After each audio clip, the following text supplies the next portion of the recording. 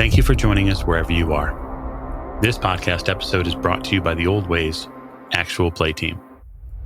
This actual play uses the Coriolis rules by Free League Publishing. This actual play is performed by adults and contains adult themes. Strong language, powerful factions, and adventures across the third horizon await. All content, including names, places, events, companies, and etc., which may bear resemblance to entities living or dead, is strictly coincidental. My name is Michael Diamond, and for tonight's game, I will be your storyteller. Thank you for joining us again in another episode of the Old Ways podcast. We are back with our Preludes for Children of the Periphery, our Coriolis game, and I have our next member of the crew to step up. And so, crewman, will you just introduce yourself and tell us a bit about the character you'll play? Hi, I'm John. I previously played on Vampire. I will be playing Fida, he's a ship's hand and he's a dock worker, and he's done a lot of stuff to make things meet, but he really likes working on ships. So that's him. To look at, he's a bear of a man. He is big. He is big with strong arms from a life of work, and his forearms are covered in various tattoos, usually like fractal patterns that spread and merge together. There's a few bits where you're kind of like, oh, there's a name here and there, but mostly it's these beautiful interlacing patterns. Height-wise, he's, like I said, quite tall. He's big black hair, big huge beard, and stands hunched because he's always working in tight spaces. An important thing to know about him is that he does have a spiritual side. He's very aware of the world around him, and possibly not just the mundane, or at least he thinks he is. Very sallow skin. He's got a burn on his left cheek from an industrial accident a couple of years back. The beard mostly covers parts of it, but the upper left cheek is, you can see him every day down the docks and down the shipyards. He's always wearing a simple black kurta, and he's got cargo trousers underneath. The sleeves are always rolled up with the tattoos on display. Mm-hmm. And he's the type of guy who just wants to be left to get along with his life and just get through the day and deal with the next one tomorrow. Okay. So as far as his faction goes, he aligns with the consortium. Yeah. Specifically, the portion of it that is devoted to Hyperion's work in freight and bulk hauling and shipments. Yeah. Partly through choice, but mostly because there was an opportunity and he took it. How much choice he had in taking that is an exercise for the listener. Yeah, he likes the consortium. It's really easy to blend in. You don't have to take the limelight. You can just stay in the back and do your job and get left alone. There's performance meetings and stuff, sure, but he can just do his work, do it well, and go about his business. And that suits him down to the ground. Indeed. So the funny thing about that is that the consortium and Coriolis Station are kind of one, in the sense that most people on Coriolis can't really tell the two apart. The consortium is a faction that's into everything. And I suppose for someone like Fida, the draw there is being able to work on a little bit of everything. Sure, do you work on bulk haulers and freighters, and do you rehab old ships? But every now and again, you get called, like you have been today, over to the Ozone Plaza, the specific shipyards that are over there. Now, most of your work has been done in the docks that are underneath the Spring Plaza, and probably some in the Spice Plaza. But specifically, the Ozone Plaza hosts a shipyard which is more of a high-tech one. It's where maybe ships that do racing would be the pleasant word for it. Some people might call it smuggling. Others might call it just, general fun. A lot of the younger crowd is here. A lot of people with a lot of burr and little sense who are interested in getting their machines up to the maximum amount of effort they can give.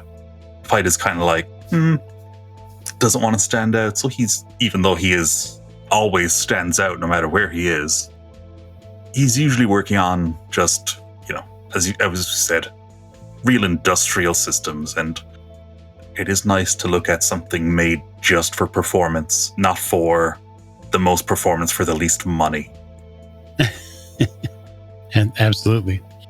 So your work today has called you in specifically because there is a member, we would just say a family.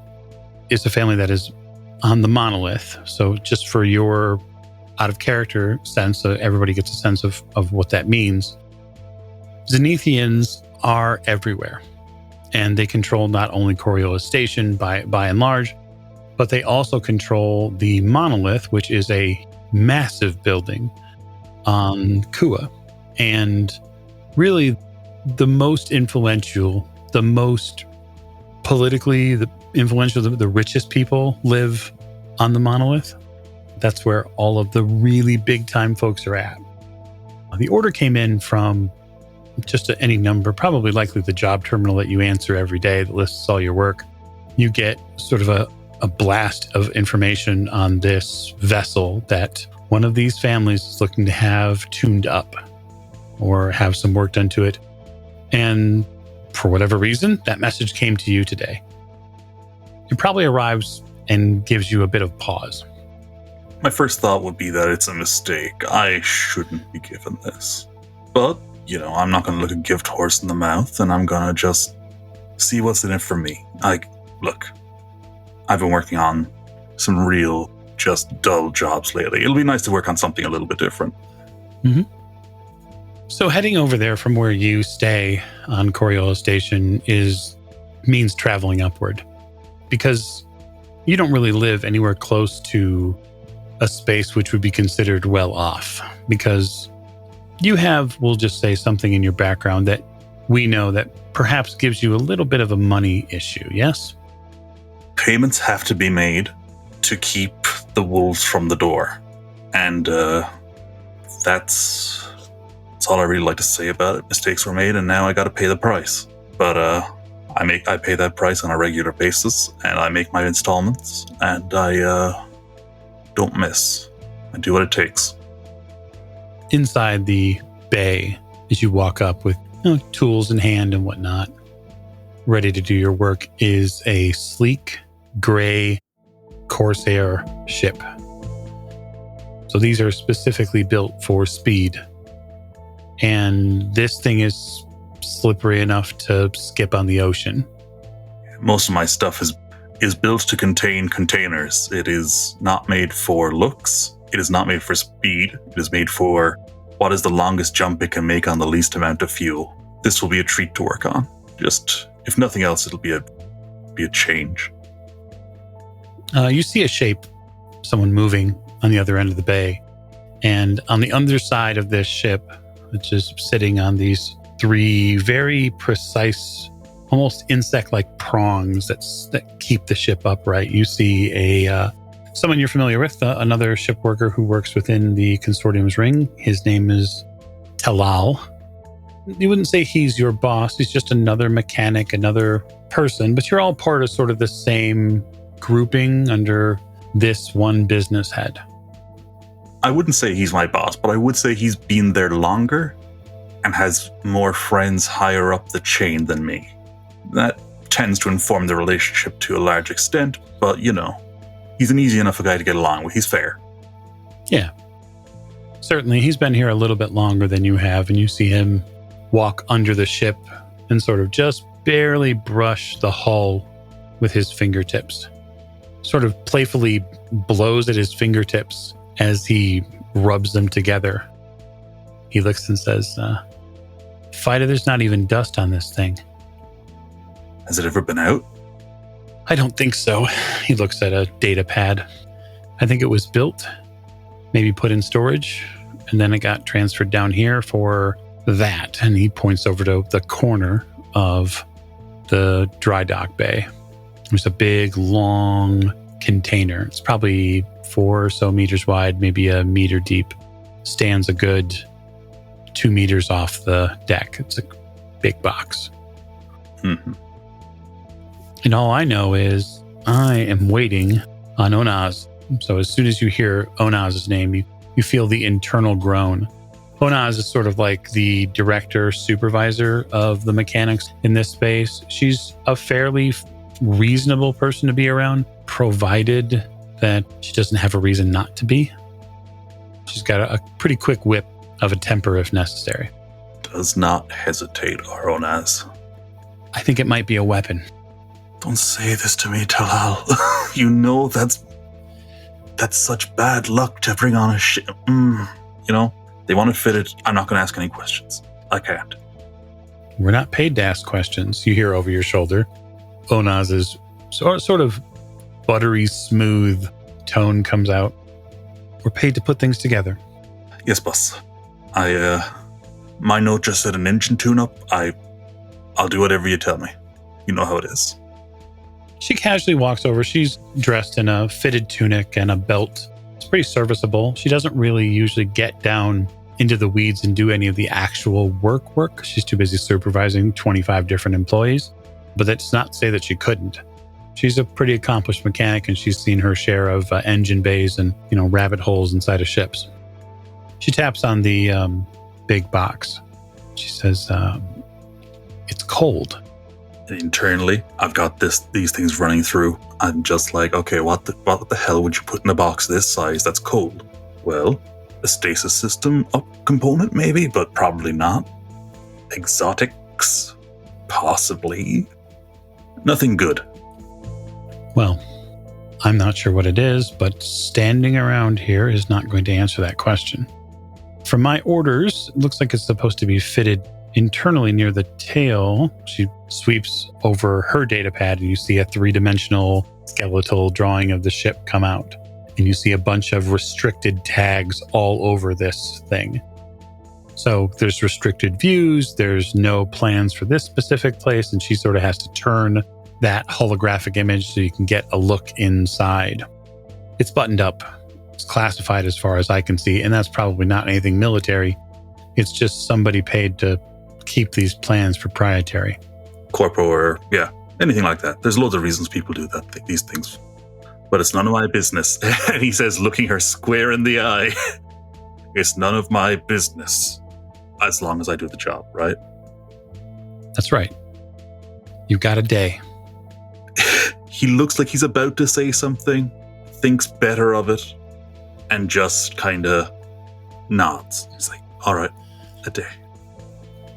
I'm going to have Talal here help you carry it onto the ship. She sort of points over to the grab sleds that are there. I'm sure that'll help. And he's looking at it and he's just like, yeah, boss, that'll, he's like, 2 grab sleds. There's better ways of doing this, but it'll work. Just the size of this thing is the awkward component. Yeah, we'll make it work. I know. We don't have a choice. So I just bring it in, wire it in, safely install it so that it doesn't float around in 0, and sign off and clock out. That's the plan. I'd expect the 12 today, just so you're aware. All right, let's get to work. You and Talal just move these clamps in place and then hoist this box off the ground. And you can see the sled's meter of how much weight it's carrying. And you watch it go from green to yellow and sort of flicker at the red and then move back.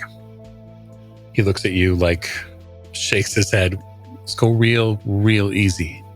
Real slow, Mike. No need to push anything. Let the machine do the work, and we'll just navigate, Talal. That's all there is to it. You hear him utter a prayer to the deckhand as you start moving this box closer. Yeah, and we're just taking it super slow because we don't know what the fuck this is. There's the ever horrific suspicion that something this big, this heavy, and that's cold. You don't know what it'll do, so you don't want to drop it. For one thing, you can't afford to drop it. It's literally beyond more than you make in a lifetime. Yeah, it's basically true. You carefully get onto the ramp. And this ramp is small. And so it is like moving, we'll just say, a massive heavy couch up a very short flight of stairs where you're getting close to the edges of the sort of the entranceway. You're really beginning to wonder if you'll get it in. Yeah, there's the constant, easy, Talal, easy. Oh, slow, slow. A little to your left. All right, to me. And just constant little minor adjustments to get this damn thing in without hitting anything or denting anything, because it will show on a nice, lovely spaceship like this. Oh, yeah. You get it into the interior space. And the blessing is that you don't really have terribly far to go. You basically need to make one turn, which isn't difficult. And then you need to head all the way to the back, sort of lower belly of the ship. In this direction, anyway, there are no deck elevation changes. So it is a straight shot back. But being in this vessel is an eye-opening experience. You don't have a ton of time to take in the interior space in detail at this point. But one thing you readily understand is the ship's got to be worth well over 1 million Burr. Every feature in here, every touch point is made for not comfort, not excess. It's made for weight. So all of the spaces here are devoid of any sort of cushiony, wonderful luxury, and it's all the lightest metal, the lightest possible plastics for lighting. All of those things have been taken into account. Yeah, it's all about getting the maximum delta with the minimum input of energy. This thing's made for speed. And I've not worked on one of these in a long time.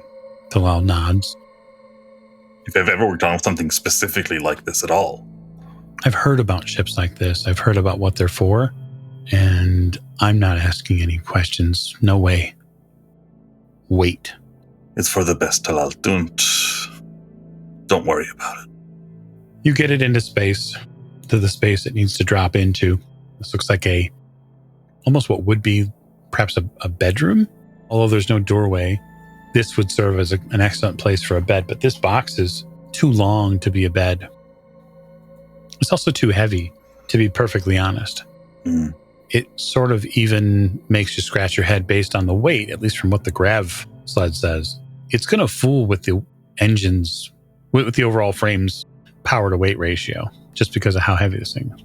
I'm going to have to be aware of where I mount it, keep this Corsair on even keel when she's in gravity or atmo. Absolutely. But you get the box placed, and Talal sort of moves his grav sled out of the way and then comes back towards you, and you get a firm pat on the shoulder, and he says, I got to catch up with my work. All right. Thanks, Talal. If you need a hand with anything, not today, but give a shout. I will. It looks like you've got it cut out for you. It'll be all right. I just got to keep my luck good. All right. All righty. He steps off and takes his, and eventually your sled out of the way, and then makes his way out of the hangar bay. The part that's important for you to recognize is that the hangar doesn't have some big open door anymore. That's been closed. And so it's you and this box in this ship. That's all that exists. It's just time to get to work. Okay, so to that end, I guess, what do you think Fida's first move is with this box? What's the first plan? First step is figuring out how it's going to be mounted and what it needs to connect to. So he's got to figure out what kind of brackets it has. Does he have to open the box? Probably not, but let's see. Let's look over it and find what we find. Okay. So what I'm going to ask you to do is give me an observation roll. I would love to, Mike. 5 dice, because it is 3 for my wits and 2 for my observation skill. Sounds fantastic. And then as it's a year 0 engine, especially because it's Coriolis, we're just looking for 1/6. We got 1/6 out of 5. The rest were all 1s, but we got a 6. That is okay. The 1/6 is what's important. So looking over the box, you come to the understanding that there are, on the sides, the lower portion of the box, there are what look like stabilizers that can be essentially engaged, and tiny feet will come out and press themselves onto the floor. That should keep it, for the most part, from moving around while you try to open it. Yeah, he deploys these, and then he's looking for seams, and even before he spotted this, everything seems to be flush along its length, and he's just like, this is what high-end goods look like sometimes. It's, when it's not an industrial system where it's just labeled. So there are a couple of things that you pick out from this. There are some seams along the bottom of it. They're probably no more than a hand or so higher from the bottom of the box. You find that seam, not that this box is purely 100% smooth. There's that seam that runs around the entire bottom of the box. Mm-hmm.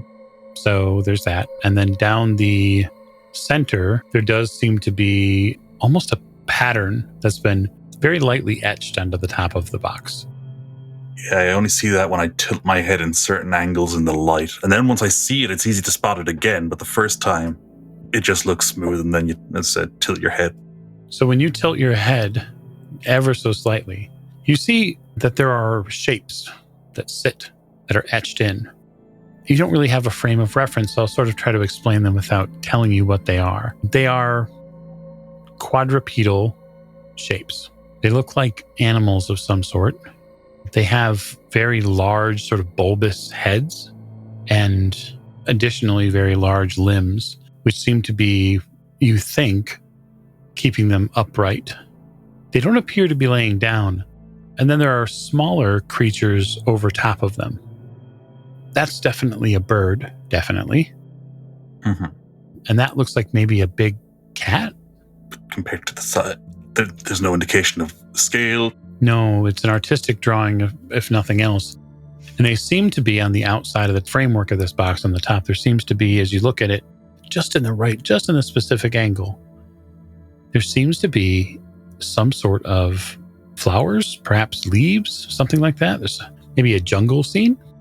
It's beautiful, but it's amazingly easy to not be able to see it at all. You only can see it if you're from a very specific angle. Yeah, I've never seen a part like this where there's just this level of artistry involved.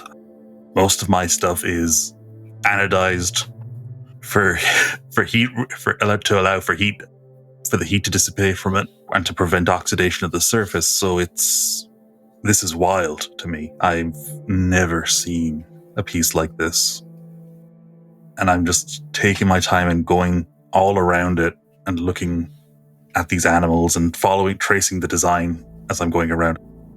I mean, I grew up on a station, so I've not seen many animals. Certainly not. You probably have seen some in pictures and films and things that have been broadcast from other places, but oh yeah, not in person. And this is, I don't want to say like a child's drawing, but there's no high definition flavor to this. This is all, well, seems almost sort of handmade. This isn't surgically made by a device printer. Not even like a master painter would do something like this. This is almost pre-technological tool. Yeah, I'm running my fingers over it. Do I even feel these shapes? You do. Why don't you give me an empathy roll? I would love to. That'll be just 4 dice because my empathy is 4. 1 success. You run your hands over one of the positions on the box, and you can feel that there's a sort of a low vibration that comes from inside the box. Like perhaps there's a power cell running in there, which in your mind, yeah, that kind of sort of makes sense. It's cold, so maybe there's some sort of refrigeration unit running. That makes sense. Yeah, something to circulate the coolant throughout. I've worked with systems with that before. They've just never been weird oblong boxes with beautiful carvings. There is a snap and a hiss as the lid lifts just ever so slightly, just a few centimeters. And a ton of just steam and gas starts pouring out from the bottom. Yeah, I leap backwards like 3 feet, like a yard in a single bound. It's just, what have I done? The box lid lifts again, probably half a meter. And then all over the top of the box, you start seeing little bits of light begin lighting up some of the etchings. Oh, by the icons, I shouldn't have done that. With a great and almost powerful shudder, the box lid very evenly splits in half. Not like it cracks, but like it opens like a cupboard. And out pours even more of this steam. Okay, I don't think I broke it. I think it was meant to do that. I don't know how I made it do this. So this is the issue. The leaves of that lid spread, and up from inside the box, a cylindrical object begins to rise out of the box. And it looks like something you have seen before. And so there is just a moment of relief in the fact that you're seeing something you've seen before, and that is a cryostasis pod. That explains the cold. All right, this was an option. I kind of maybe saw that.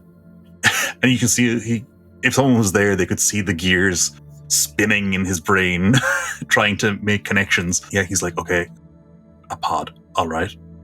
Presumably there's no one in it, and I've just activated a system. I just need to hook this into the ship. Yeah, I'm just presuming this is empty. I'm sure hoping that as the fog clears and the condensate clears, I won't see a human shape inside, because that wouldn't be great. As he kind of looks up at the cylinder. You look up at the cylinder and you see 2 human hands pressed hard against the cryostasis pod. You see a feminine face, frozen, struck in horror. And for a moment, your brain thinks you see them move, but it's really just wishful thinking, Fida, because they don't move at all. They're in cryostasis. They don't get to move anymore. Yeah, so he's just left like, and he turns around and he's just like, okay, by the icons, what am I going to do? And he like turns around and looks again, and then turns away. All right. My job is to just install this. I don't even think I was supposed to get to do this. He looks back and he just sees her face and he's like, but who knows who's taking her? And who knows where she's going? And who knows if she... Well, I know that she didn't go willingly. Just looking at her face. It does seem that way. A beeping begins from inside the box. By the icons, no. His internal monologue is one of panic and fear, but he's holding it together so far. Fida's just kind of like, okay, all right, this is not maybe it's meant to do this. I mean, obviously nothing is broken, and I'm going to go up and see if there's any lights blinking under all this goddamn condensation and mist, or if I can find a switch or some kind of interface that wasn't just me touching a cover. Certainly, I won't make you roll for it because I think it's fairly easy with your 5 dice of wits and observation to find that there are seemingly electrical refrigeration hookups inside this box. While the box is very ornate and perhaps a bit archaic in its design, the inside, which held the pod, is current day technology. And so it has all of the necessary leads, power the cryopod, and that is likely what the pod is expecting.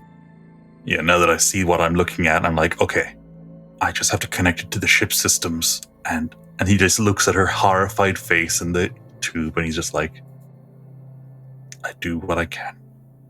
And he's going to start connecting pickups and finding the nearest outlets, and so that he can do the wiring work he needs to safely and to standard, because regardless of anything else, at least he can bury himself in his work. I will allow you to do so. So this is a extended roll, and what I mean by that is that this process will take more than a simple round, obviously. I will give you wits technology to properly hook up the cryotube. Excellent. So that'll be 6 dice, because I have 3 in wits and 3 in technology. So let's see how we do. 3 successes. Fantastic. So that is going to be a critical. And so what I'm going to do is, with that skill, is I'm going to tell you a little something more based on a critical success. So it says here, under Wits Technology, that you reach your goal, as well as achieving some unexpected bonus effect. So, yes, the unexpected bonus effect for you is going through and hooking all these pickups and all of these connection ports to the lower portion of the ship where you have to tie this pod in. And it does take a little time. It takes a few hours, because not only do you have to go port by port in a specific order, but you also have to essentially gut part of the ship's deck back there to make room for it. And while the box is where it is, it eventually has to be shed to make space. So luckily for you, part of your Wits Technology roll uncovers a really simple way to retract portions of this box. They sort of fold into themselves and become little more really than, I suppose, like wall dividers, in the sense that that's what size is left. Mm-hmm. There are 4 of them, and while they are dense, they are at least movable. The deck of the ship is something else entirely. Everything here is form-fitted perfectly, so there are no vibration points. On the interior, runs nice and smooth. You have to interrupt all that because you have to take out pieces of the deck to get this pod properly seated. You're not really sure what effect that will have long term, but you were hired to do a specific job, and you're doing it as best you can. The unexpected bonus for you is when you hook the pod up, you get the hookup sequence 100% correct the first time. Yeah, it's been a while since I did one of these, and there's never been a person inside it before, so that's great. I guess there's definitely a surge of, pride that you were able to accomplish it. Oh, definitely. The little bittersweet pill that continuously is placed onto your tongue, though, is that you're essentially continuing this woman's trapped existence by doing this. Sure I am.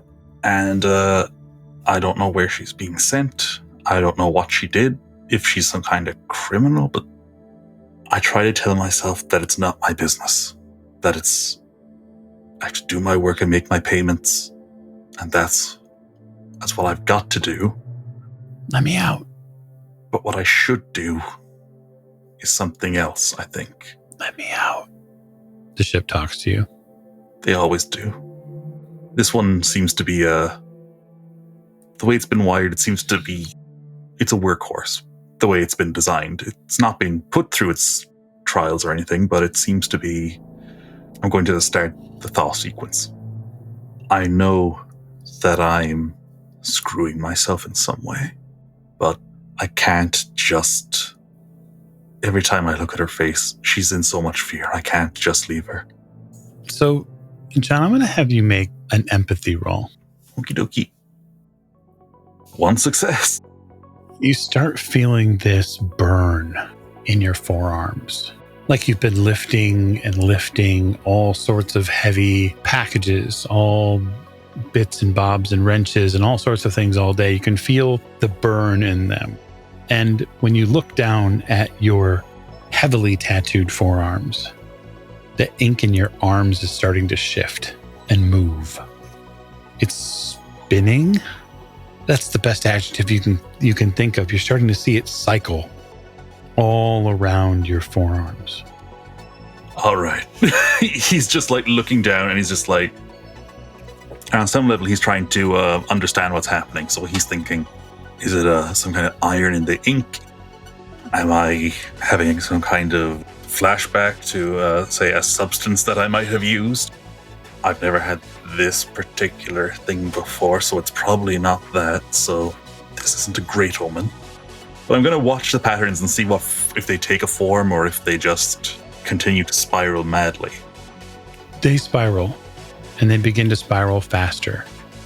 And you feel this burn and then begin to see your skin redden. And you get maybe just a little worried. Just a scooch. But it speeds up, and you start feeling almost like this harmonic sound in the space here. And you look up to this pod, and inside the pod, the abdomen of this woman is starting to glow through the cryo glaze. That's I've never seen somebody do that before. That's it's a new one on me. Also, I've never seen my tattoo swirl on my arms in strange, maddening patterns, but that's also, I know that what I'm doing is the right thing. It's just a fucking terrible idea. Moreover, somehow, you're not even sure how. Somehow, you know the right dial sequence to put this pod on, so that way she can be released. I mean, this is something normally left to metacurges to deal with. Doctors who properly can take someone out of stasis, but you're really certain you know where those dials and buttons need to be at. I have just enough metacurgy knowledge to know how to keep somebody going and call for help. Yep. How to sew them back up and keep them alive, but this is a bit beyond my extent of knowledge. If we find somebody, our job is to call for help in this situation. I'm going against my training in every level, and I'm just trusting my gut as I just look up, just stare at this glow and try to distract myself from my burning forearms. In a single and swift sound, the harmony is broken. The cryostasis cold glaze of the pod is shattered. The outer glass of the pod cracks from the pressure. And the entirety of the bay here inside this ship is showered with glass and shards of ice. I throw my arms up to protect my face as I turn away, but who knows if that'll be enough to protect anything from anything. You feel the impacts for certain. You don't feel the pain that is supposed to come afterwards. In the space there, where nothing exists except the two of you in this ship, this being steps out of the pod and, without a single word, walks directly past you and turns to leave down the ramp. The first instinct is to tell her to stay, to say something like, hey, wait, we can get you medical attention. But as he looks at her, that evaporates. He can only watch as she leaves. She's making pretty good physical progress for someone who just came out of cryostasis. The technical part of your brain does that for you. She's draped in a very light, sleeveless dress. She's covered in those bands of light that you saw around her abdomen. They swirl around the center point of her body. And you watch her leave. And she steps off the ship and on to the hangar floor. And in an instant, vibrates out of existence. Well, yeah, I guess that'll happen. He's just like, well, I haven't seen that before. That's a new one on me. Well, I've installed the tube correctly, shattered the tube. I've got to get off station. Probably my best bet.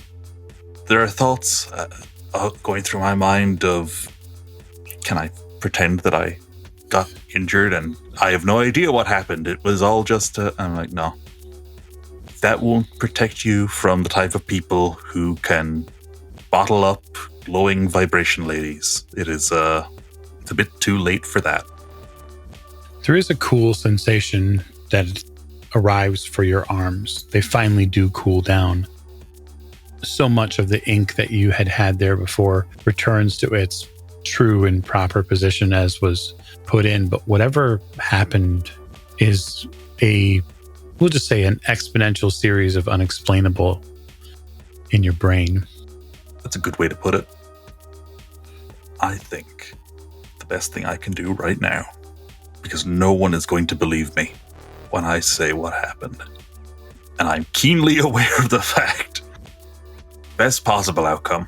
I've damaged some very expensive equipment, and my debt gets even bigger.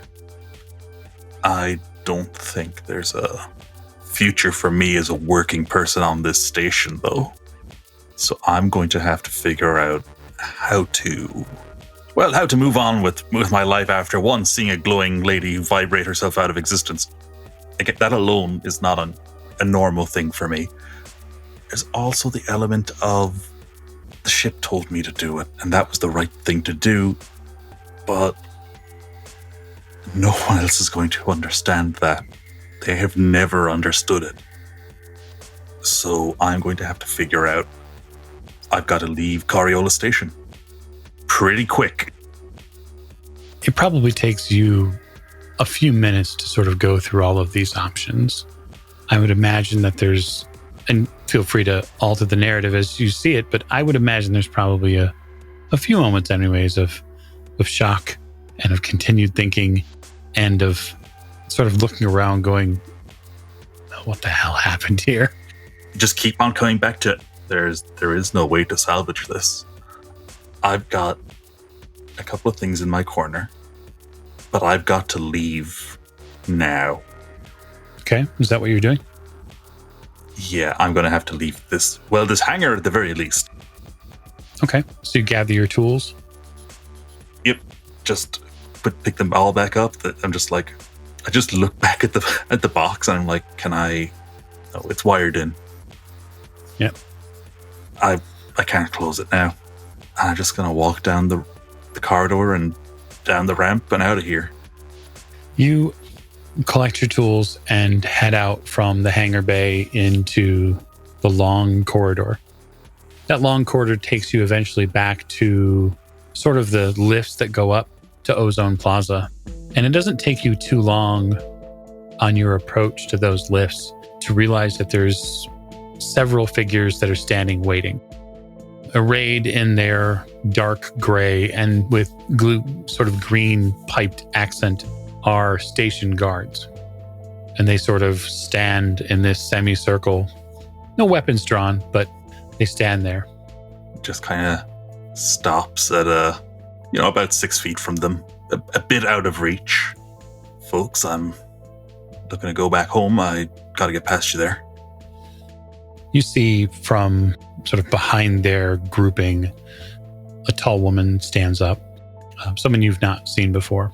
She's pretty close to maybe 6.5 feet. She was sitting, probably the only reason you missed her. Yep. And she parts them like a very simple pages in a book.